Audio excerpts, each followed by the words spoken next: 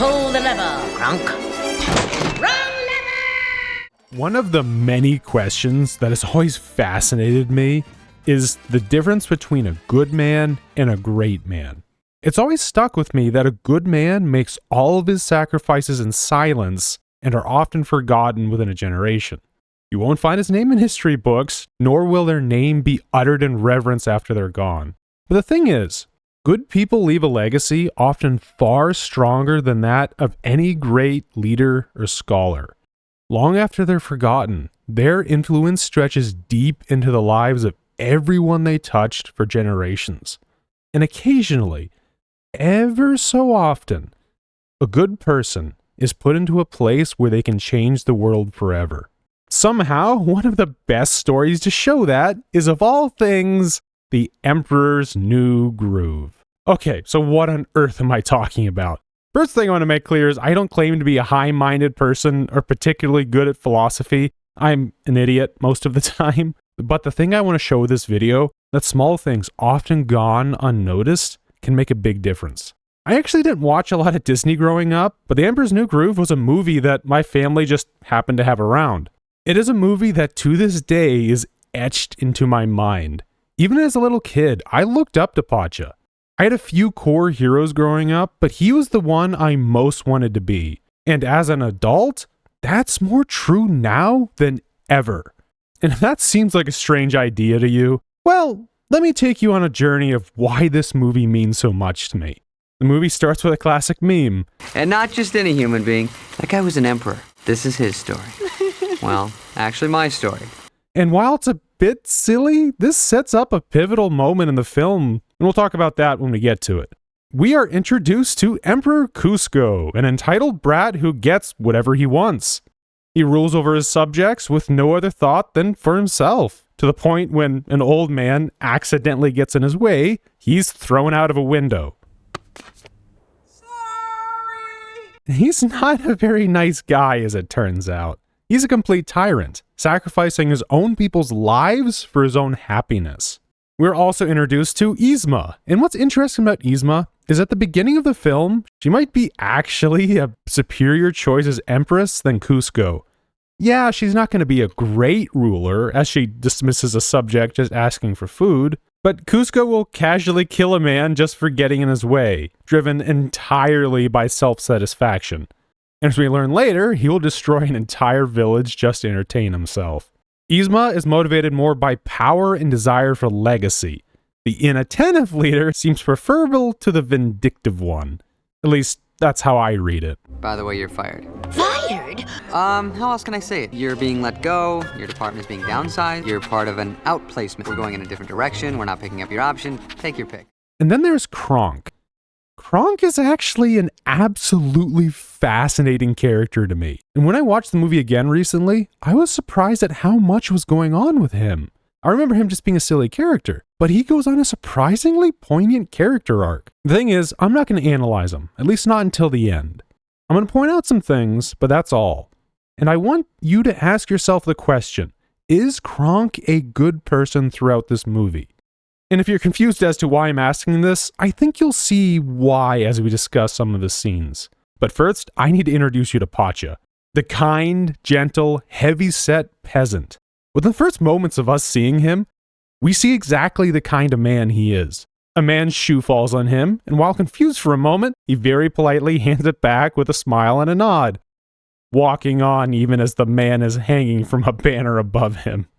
And while it's a silly moment, this interaction is just who he is without thinking, kind and helpful. And it takes him a few moments to realize that the man above him is in a bit of an awkward situation. And then once he realizes, he rushes to help. Again, it's minor, but it's so effective. He's just a kind-hearted, good guy. And when he's called to talk about his village with Kuzco, despite early confusion, he doesn't hesitate to talk about his family home. When the sun hits that ridge just right, these hills sing. It's something that's important to him, and he's genuinely joyful when telling someone about it. Which makes the moment when Kuzco says he's going to destroy it for his summer home all the more devastating. Your pool? Booyah! Welcome to Kuzco-topia. Then for a moment we see Pacha get stern, though he doesn't push back. He wants to, but he doesn't. When we get back to Yzma, she is, well, let's say she's violently letting out her frustrations after getting fired. And with Kronk, they hatch a plan to kill Kuzco. As a side note, I absolutely love this movie's humor. I'll turn him into a flea, a harmless little flea, and then I'll put that flea in a box, and then I'll put that box inside of another box, and then I'll nail that box to myself, and when it arrives, I'll smash it with a hammer! It relies heavily on meta and absurdity, but there's just enough character-based humor that keeps it from being distracting. Anyway, back to murder. Kronk has two notable moments in this scene. One where he looks nervous after inadvertently suggesting to kill Kuzco. The real Cusco? Of course, the real Kuzco. And another of him fully embracing Yzma's idea when she makes it clear to follow through on that idea. Soon to be the two of us. And I'm one of those two, right? Their plan is to poison Kuzco during dinner. Kronk acts like the incredible goofy guy we all love him for, caring more about his cooking than politics or the murder plot. Though he has absolutely no issue about poisoning Kuzco, almost gleefully doing so. The poison chosen specially to kill Cusco. Cusco's poison. That poison? Yes, that poison. Got you covered. Being the goofball he is, he messes up the poison, and the Emperor, instead of dying, well, he gets turned into a llama. Yzma somehow notices this subtle change and insinuates to Kronk to hit him over the head. It takes our guy a little while to get it, and then promptly knocks out the llama-fied Emperor. And I mean that in the best possible way. What? A llama? He's supposed to be dead! Yzma then tells him to dispose of Kuzco. And we get a very curious moment with Kronk. Kronk throws the bag with Kuzco in the canal, and it's going to fall down a very steep waterfall. Upon realizing that the Emperor was going to die directly from his actions, he hesitates, which prompts a visit by his personal angel and demon. Then nothing meaningful is discussed. I'm gonna lead you down the path that rocks. Oh, come off it. You come off it. You infinity. With the devil's final argument being this. Look what I can do. What does that have to do with anything? No. He's got a point. Okay, maybe you think I'm just going to call this a funny joke, but believe it or not, this absurd conversation is extremely important to understanding Kronk. You're sort of confusing me, so, be gone. With nothing accomplished, he dismisses them both, and then he saves Kuzco from the edge of the waterfall. Also, I need to say it somewhere, the architecture and geography of this movie scared the heck out of me as a kid, and to a degree, still does. Having no idea what to do with Kuzco, Kronk accidentally steps on a cat, and the bag full of royal llama lands on Pacha's cart, which then Kronk promptly loses. So the llama-fied Kuzco inadvertently goes home with Pacha. Just a quick detail I want to point out here, as Pacha leaves the city, he looks back in worry, which makes his llama look back worried as well, prompting him to pat her on the head, and she responds with a big smile. Just a quick, nice character moment of him reassuring his beast of burden. I also want to compliment the movie on just how it lets the film breathe for a little while as Pacha goes home. This movie is less than 80 minutes long and has almost no time to waste, but this walking home scene is fantastic. For one, it sets the tone. It's a sad moment. A man's life is about to change for the worse forever. It also establishes the rather perilous journey to and from the palace. Lastly, it establishes the picturesque tranquility of Pacha's town, the one that is soon to be destroyed. Again, it's a little thing, but I think it deserves a lot of credit. And then we get to meet Pacha's family, and it's just so utterly wholesome. The kids are obnoxious but lovable, and Pacha is a fantastic, caring father. And one thing I utterly adore is the relationship between Pacha and his wife. They complement each other so perfectly. They are sword and shield, fire and stone. Pacha is the careful, gentle type, with her being the fiery, assertive one. I don't know exactly why, but seeing them like this just makes me feel happy. And then Pacha doesn't tell her about what happened, or what is going to happen to their village. What did the Emperor want? Oh, you know what? He couldn't see me. And what I love about that moment, it's both a protective instinct and a cowardly one. On the one hand, he knows how his wife will react. she'll be devastated and furious and would probably want to go all the way to the palace and hit Cusco with a frying pan. If that were me, I'd march right back there and demand to see him, and you know I would. Sweetie, Pacha knows that would be her instinct, and thus he's protecting her by not telling her. But also, he's protecting himself in what I see as an understandable but still cowardly way. He doesn't know how to tell her, and thus saves himself the pain. Even though come the next day, she'll find out anyway. He's protecting himself as much as her. Not knowing what to do, he has a quiet moment to himself to think, which is then interrupted by a sudden llama that then begins to talk. No touchy. demon llama! Demon llama? Where? And so we get the dynamic for these two for the whole movie. They're fantastic foils. One is arrogant and impulsive, the other gentle but stern. Cusco makes it clear he is going home and demands Pacha to take him back to the palace. Hey, you. No time to waste. Let's go. Hey, Tiny. I want to get out of this body, wouldn't you? Now let's go. Then Pacha steals his resolve. The easygoing man making the choice to stand up for himself. Build your summer house somewhere else. And I love Pacha's face here. This is the face of confidence, fully convinced he has Cusco trapped with no other choice but to accept. I can't let you go back unless you change your mind and build your summer home somewhere else. And then Cusco says he's going anyway. Pacha's expression switches from confidence to worry. He can't believe this llama's just gonna do that, and he becomes genuinely concerned for him. Without thinking, he's trying to protect the man, or, well, llama, that actively wants to destroy his home. And when Cusco walks off, Pacha says to himself what any rational person would think. There's no Cusco? There's no Cusco-topia. Takes care of my problem. It's better for him if Cusco gets killed. It isn't his problem. His warning was ignored. He did what he could. And of course, his home would then be saved. No one would blame him for just walking away. After all, why would he put himself in danger for an arrogant, selfish a-hole like that? And so he tries to convince himself to just leave, ignore him, let him die. But instead, he makes this expression. I think we all know what this expression is. This is a man that knows he has every reason to just walk away, but he knows he can't. Like, frick me, the amount of moral integrity someone would need to make that choice. And in case you don't quite know what's going on, we'll see why this is so meaningful in a moment. Cusco makes his way into the woods and is a petty a-hole for no reason to a seemingly kind squirrel. Hit the road, Bucky. Very on brand. Which then gets him chased by jaguars to the edge of a cliff with nowhere to go. And who comes to rescue him? The fricking paragon of kindness himself, Pacha. Swinging on a vine to save the trapped emperor. I want to make it clear. Pacha saw Cusco on a ledge in the distance, and without so much as a plan, he grabs a vine and swings to try to save him. That goes beyond human decency. That goes beyond kindness. That is full-on superhero dedication. All for a man that wouldn't so much as lift a finger to help in return.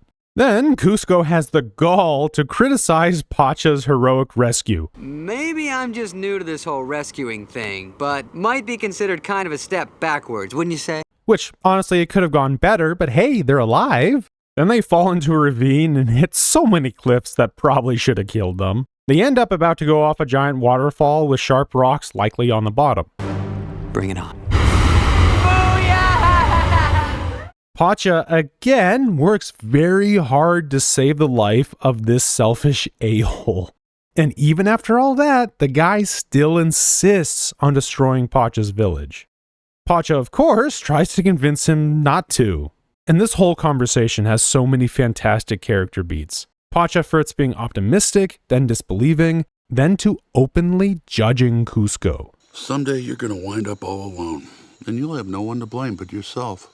You do have to sort of admire Cusco in a way. After all of that, he's still dead set on himself. He will directly tell him that, in effect, Pacha's life doesn't matter. Everyone else in the kingdom gets it. You're the only one that doesn't seem to be with the program. This is dedication to being a jerk. Definitely a trait of one of those larger-than-life characters. Even after all that, Pacha has the kindness to cover Kuzco in his own tunic as the llama shivers in his sleep. Something that wouldn't benefit him at all, yet he does it anyway. Kuzco does end up noticing, and it seems to surprise him. The next day, we get a scene of Kuzco seemingly understanding Pacha's point of view and agrees not to demolish his home, which then the movie makes blatantly clear that he was just lying. No, thank you. And while I could criticize the movie for not trying to be a bit more subtle, I literally had to go back when writing the script to see if there was any indication of him lying. So, I guess I actually needed that. Score 1 for you, movie. And so we get to the bridge scene. This is probably by far the best character scene for Pacha. As they're walking on this rickety bridge, Pacha falls through, saved only by vines. Kuzco, of course, betrays him. Well, I was gonna have you in prison for life, but I kinda like this better. Then the movie shows that Kuzco is off the bridge. Then he goes back across the bridge, the one that Pacha had already broken through, just to gloat. This llama was safe, but he just couldn't resist. His pride is seemingly more important than his life. And of course, he breaks through too. Are you okay?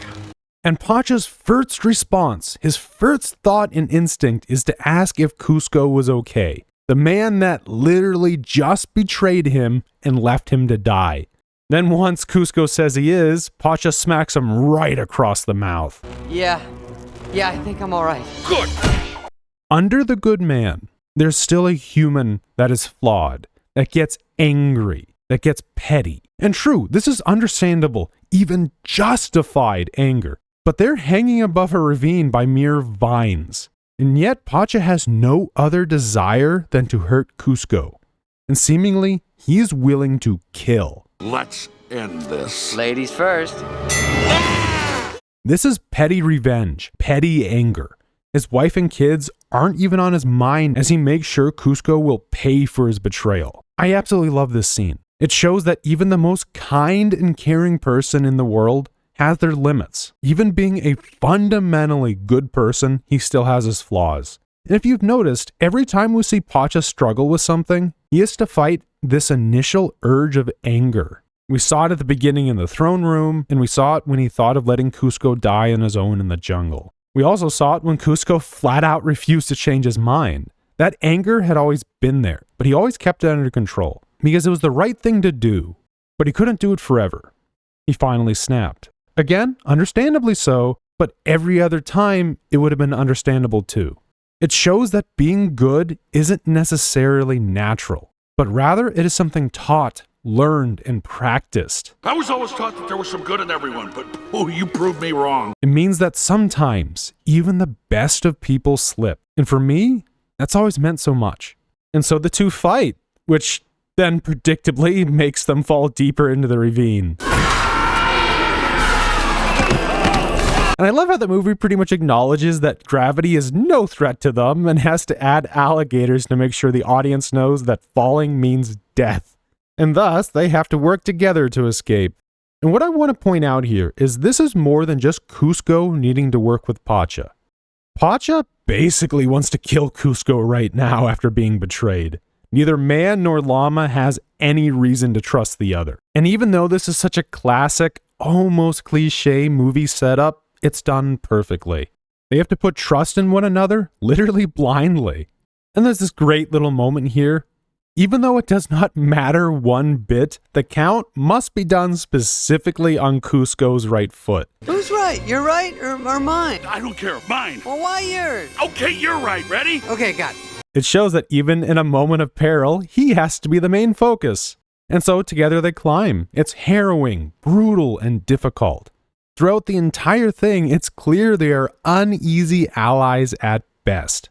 There's this neat moment where Kuzco starts falling, and then again, because of Pacha's quick protective instinct, he catches him. Which then sets up probably the most blatant disregard of physics I have ever seen. But because of that, again, he had every right to just let Kuzco fall. they were able to get back up to the top together. Then, just as the cliff begins to fall under Pacha, without even thinking about it, Kuzco rescues Pacha. By just being a good person. By working together with Kuzco. Pacha gently molded Kuzco into caring about someone other than himself. Doing something no words ever could. In the heat of the moment, Kuzco performed a selfless act. It wasn't something he was even conscious of. And he even finds embarrassment over it. He takes pride in being selfish. It's his core trait. Yeah, don't read too much into it. It was a one-time thing. And it isn't something he's going to let go of willingly. And while Kuzco isn't a fully changed man at this point, his selfish, childish nature is beginning to crack. Which then gets us to the diner scene. I don't think there'd be much point in me summarizing this scene. If you've never seen it, you probably wouldn't believe me anyways. The important aspect for us is that Kronk and Yzma are there looking for Kuzco. Pacha overhears Yzma and Kronk saying they want to kill Kuzco. I should have done away with Kuzco myself when I had the chance. And then crazy hijinks ensue. Oh, also that Kronk drops everything to cook because he just simply enjoys it. It's a really funny scene. At the end of the scene, Pacha tells Kuzco what he heard. No, you don't understand. They're trying to kill you. And then Kuzco just doesn't believe him. Kuzco thinks that Pacha's lying to him. You want to keep me stranded out here forever. No! In his mind, Kuzco can't imagine someone doing something that isn't for selfish reasons. Even after everything they've been together. Kuzco then says something very specific to Pacha. All you care about is your stupid hilltop. What? You don't care about me, now just get out of here. That Pacha never cared about anything other than his village. That right there, that's a deep cut. Again and again, Pacha showed that he was willing to sacrifice his own life for Kuzco. And yet, Kuzco just dismisses all that effort. That it could have been nothing but a lie.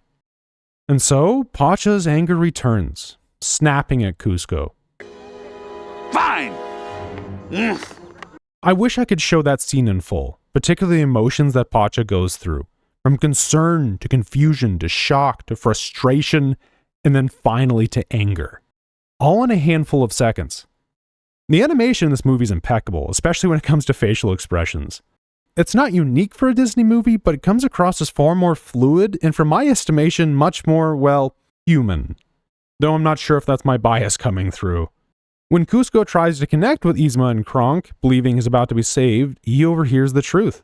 If you hadn't mixed up those poisons, Kuzco would be dead now. There are more diversions until we track that llama down and kill him. He experiences betrayal.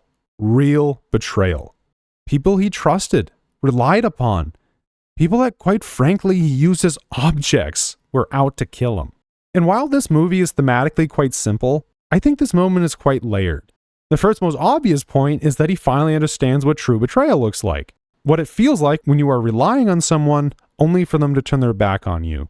It also makes his earlier distrust of Pacha seem petty, going from someone that cared about him to people that never did. And chief of all, I think to a degree he understands that he deserves this. Pacha's warning about him becoming all alone comes true, and it's his fault. And we return to the beginning scene, to Kuzco's self-introduction. I didn't do anything, and they ruined my life and took everything I had. Hey, give it a rest up there, will you? They saw the whole thing. They know what happened. Just leave me alone. Now, this is more than just a funny meta-narration joke. Not to sound too lit analytical here, but this is the death of the immature, selfish Kuzco, transitioning into the understanding, more self-aware Kuzco. And I want to make it clear, this isn't a reversal of who he is. He isn't suddenly selfless, but he begins to understand why caring about someone matters, and how that impacts his own life. He watched Pacha sacrifice himself, and yet he couldn't acknowledge those selfless acts. And now that he can, it's too late. This is a fate he brought upon himself, to live alone as a llama. No one to blame but himself. And as he accepts this fate, he hears a voice in the distance. Just as it started to go, he grabbed me before I fell. Do you believe that? But as much as he tries to deny it, I know there's some good in him. Besides, I couldn't just leave him out here all alone. He's a lousy llama. I mean, a really lousy llama. After everything that happened, Pacha followed this poor, sad, broken, talking llama and in 3 lines lays everything out. First, that a good act is appreciated, even if followed by bad. Second, that people have the ability to change. And third, after everything, Pacha sees someone in need and wants to help them. This right here, this is what a good man looks like. Despite his anger and frustration, he will do the right thing. Despite their falling out, Kuzco is still a friend worthy of being helped. This is the man I have always wanted to be. The man that isn't perfect, but does his best despite everything going against him, and still has the moral courage to not ignore someone in need, even if that man is kind of a selfish a-hole. The man that, just by the very act of being good, shapes the lives of the people around him for the better. And for the first time, Kuzco recognizes this, showing that, yes, he had truly changed. What I said to you back at the diner, I didn't really... And for me, it's the highlight of the film, this quiet little moment. And for the first time, these two are synced in their goal. You tired of being a llama? Yes! Which is good because they realize they're on a clock and it's only a matter of time until Yzma and Kronk find them. Now they rush back to Pacha's village to grab some things. And they find out that Yzma and Kronk are already waiting for them there. And I just want to praise the communication between Pacha and his wife. From a single glance in a window, she can read the concern on his face and knows something is wrong. Though to be fair, she can see right through Yzma's lies anyway. And with a short explanation, she accepts Pacha's story, knowing to trust her husband. And she does end up finally hitting Kuzco with a frying pan after all. Hi there. That was him. Whoops. Pacha and Kuzco then escape without being noticed, leaving Pacha's wife and kids to deal with the intruders. Which at first might seem reckless or uncaring, but no, this is because Pacha has full confidence in his wife. Go. I'll stall them long enough for you two to get a head start. Thanks, honey. He knows that she is more than capable of dealing with Yzma and Kronk.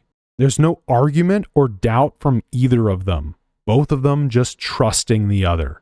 Which then leads us to the map chase scene. And if you've never seen this movie, you really do need to watch it. This scene is just so amazingly charming and zany. And we end up with a confrontation in Yzma's lab. And well, I don't even really need to do much analysis here. The movie speaks for itself. You really want to kill me? Just think of it as you're being let go, that your life's going in a different direction, that your body's part of a permanent outplacement. Hey, that's kind of like what he said to you when you got fired. I know. It's called a cruel irony, like my dependence on you.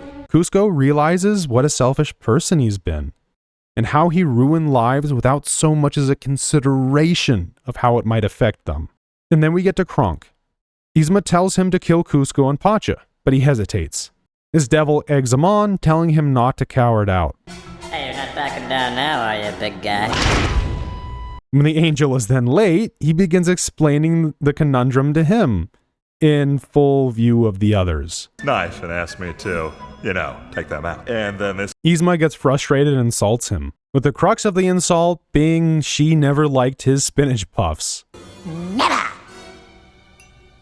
And so, both his angel and devil basically agree that she needs to die. So back to my question, is Kronk a good person? Now I do admit, this was a bit of a trick question on my part. The thing is, I don't think you can actually put him into a position of good or evil. Instead, I see him as an innocent.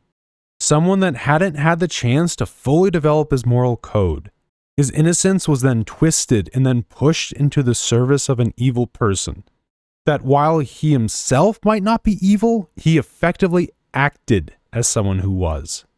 There is a part of him that knows killing is wrong, but he couldn't articulate why. This was shown perfectly in the waterfall scene. His angel and devil literally had no argument either way. He had no moral awareness. But without Yzma directing his actions, he hesitated. not knowing why. But he knew it was wrong regardless, and that feeling is what he acted upon. Throughout the movie, Kronk slowly learns to think for himself, little moments here and there, realizing that he has his own mind. Could you give us a little room here?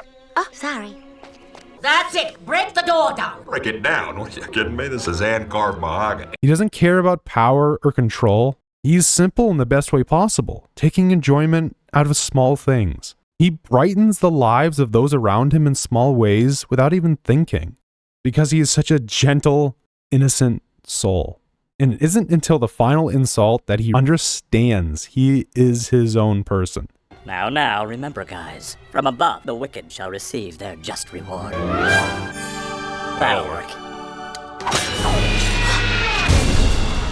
Now, if I was an English teacher, I might say something like, him cutting the rope is symbolic of him cutting the control she has over him. I'm not sure if that's what the writers intended, but it's an interesting interpretation nevertheless. But now he's his own person, ready to make his own choices. And it's up to him what kind of person he wants to be. This unfortunately gets him dropped by a hidden trapdoor that he was just standing on, which you might call convenient, but considering the nature of this lab, it wouldn't surprise me in the slightest if the entire lab was just filled with hidden trapdoors. So this leaves Pacha and Kuzco to scramble to recover the human serum. After a rather interesting chase scene, the two end up on the outside of the palace. Yzma manages to push Pacha down, forcing him to hang on to the edge of the palace for dear life. Simultaneously, the human vial is hanging precariously on its own ledge. Kuzco has to make a choice. Again, it's a very stereotypical movie setup, but this choice is core to understanding how far Kuzco has come. For the entire film, he's been proudly selfish, happy to sacrifice others for his own petty gain. And yet here, his choice has become an emperor again, or stay as a llama and save his friend. And there's this extra little detail I enjoy. At first, Kuzco thinks he can do both. Kuzco! You right there? Give me a minute. He thinks he can get the vial and save his friend. But as moments pass, he realizes that he does need to make that choice. And so he does. Saving Pacha. And I don't care how cliche it is, it makes me smile every single time. This completely self-absorbed man was changed not by argument or force, but by the mere presence of a good person doing the right thing every time he could. At first subtly, without realizing, like when he rescued Pacha from the falling cliff, but this time, a full conscious thought, sacrificing his own future for his friend, even as the vial falls below. It's a powerful moment. And by some hijinks, I'm not even going to try to explain. The vial ends up on a ledge above them. And together, they climb up, relying on each other to gain that vial. And Kuzco gets his wish. He's human again. The film ends with a much more understanding and softer Kuzco. You stop being so hard on yourself. All is forgiven. You're sure? Oh, it's not the first time I was tossed out a window. For the first time, seeing the old man not as a hindrance, but as a person. Okay, buddy, take care. He's a sweet guy. And for Kuzco-topia, his summer home, he of course abandons the idea, only for Pacha to recommend the hill next to them, where Kuzco builds a humble shack, enjoying the simple aspects of life. Through the entire movie, we see what the effect of a good person does. If Pacha hadn't tried to save Kuzco, they would have been under the rule of an uncaring tyrant by the name of Yzma. If Kuzco hadn't chosen his friend over the vial, he likely would have been killed by Yzma. And while being good doesn't always mean things will work out, it tends to make the lives of everyone around you better, even if no one notices. Now, would the history books write about an emperor named Kuzco that turned from a tyrant to a kind leader? I imagine so. Would they write about his peasant friend named Pacha? Possibly. Would they mention how the emperor turned into a llama and was slowly shaped by the example of a good person? Almost certainly not. And that's the nature of being a good person. Pacha came from this small peasant family where each generation learned what good looked like. And because of that legacy, one man was able to reshape an entire empire. And that's all I have for today. I really hope you enjoyed this video, and I hope I didn't ramble on for too long. This is a movie that I've always just loved, and I really wanted to share how much it meant to me. This silly, bizarre llama movie. Well, thank you so much for watching. I really appreciate it. Take care. He used to fight an initial urge of anger. Gosh dang it.